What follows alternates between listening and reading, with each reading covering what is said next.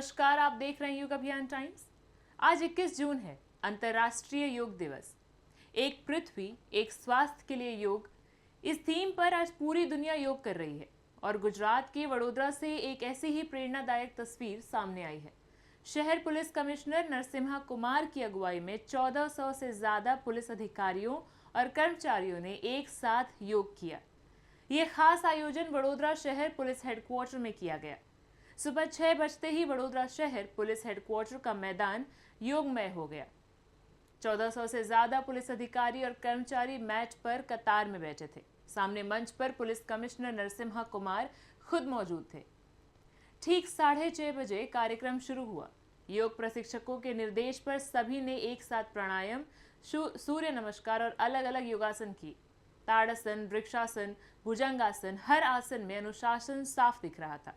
करीब 1 घंटे तक पूरे हेडक्वार्टर में ओम की ध्वनि गूंजती रही। महिला पुलिसकर्मियों ने भी बढ़ चढ़कर हिस्सा लिया।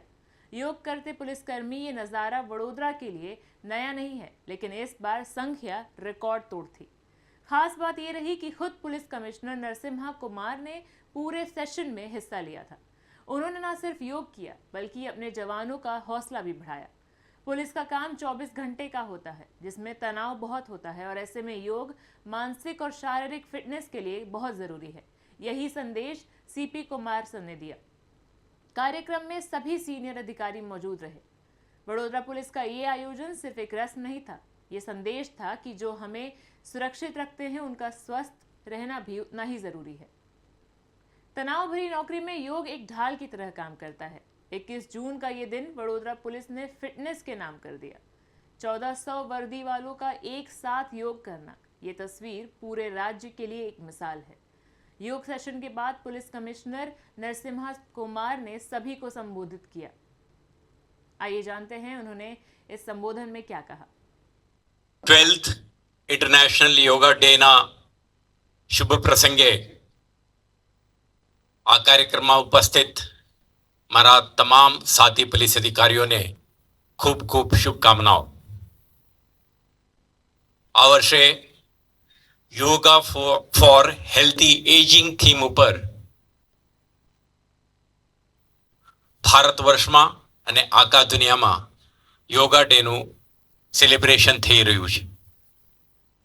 બાળપણથી જ યોગા અને પ્રાણાયામ પ્રેક્ટિસીસ શરૂ કરે અને આખા જીવનમાં આપણે હેબિટ બનાવીએ તો આપણા physical fitness, mental alertness, balance,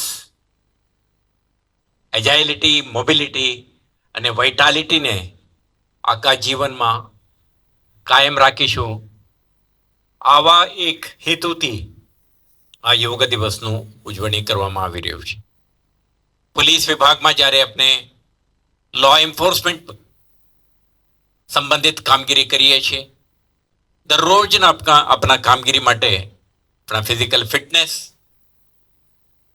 mental alertness અને સાથે સાથે શહેરવાસીઓના સુરક્ષા અને સલામતી માટે કામ કરવાની આપણા જે લક્ષ્ય છે, આપણા મનમાં જાગૃત હોવી જરૂરી છે।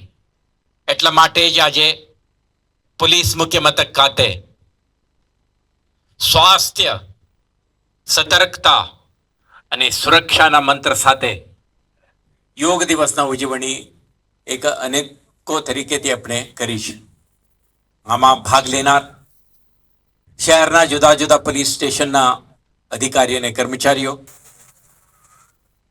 તાલીમ હેઠળના લોકરક્ષકો,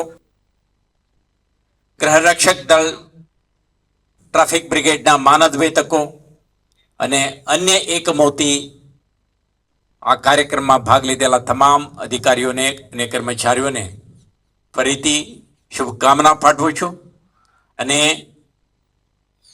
યોગા ડે એક દિવસ માટે નહીં, એવરી ડે, એટલે આપણે જીવનના જે 24 કલાકમાં કેટલાક મિનિટો કે સમયને નિયત રીતે યોગા અને પ્રાણાયામ માટે સમર્પિત કરીએ તો કેટલાક પ્રકારના રોગો, આપણા જે ફિઝિકલ ફિટનેસને ઇમ્પેક્ટ કરતા ડિઝીઝીસ દૂર રહે અને પોલીસ અધિકારી તરીકે સફળ કારકિર્દી માટે ખૂબ ઉર્જા અને પ્રેરણા આપે એક એવી વસ્તુ છે.